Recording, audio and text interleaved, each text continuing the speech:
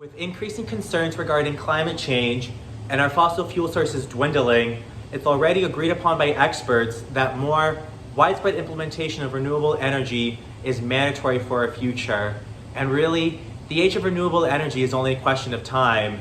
However, what tends to be swept under the rug are issues regarding energy storage. For example, picture a typical wind turbine farm. We harvest energy when the wind is blowing, but what do we do when there isn't enough wind? What do we do when the wind is generating more energy than what we need right now? Can we save this extra energy for later, or does it just go to waste? It's actually these issues regarding unreliability and a lack of energy storage that largely holds renewables back at present.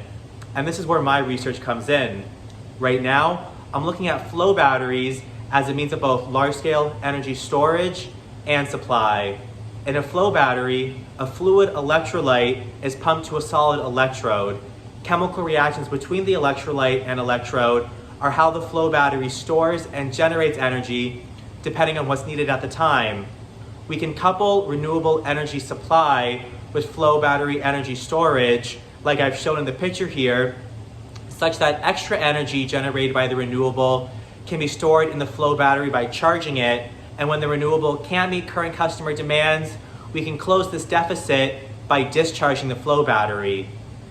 Right now in the lab, I'm assessing the viability of halogens and halides for these flow battery electrolytes.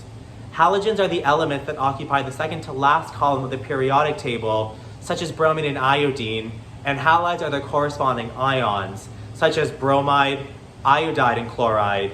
What makes these halogen species so promising and interesting for this application are the so-called polyhalogen complexes that they can form in the electrolyte.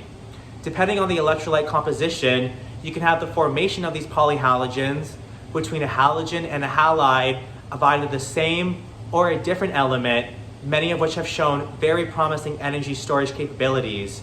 For this reason, the main part of my research has been fine-tuning our electrolyte composition, which involves selecting the best combination of halogen, halide, and solvent, like I've depicted in the top left of the slide here.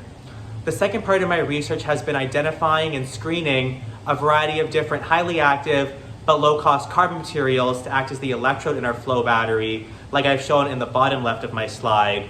Basically, the better the electrode, the better the flow battery. By making these systematic adjustments to both the electrolyte and electrode composition, we're able to improve the performance of our flow battery.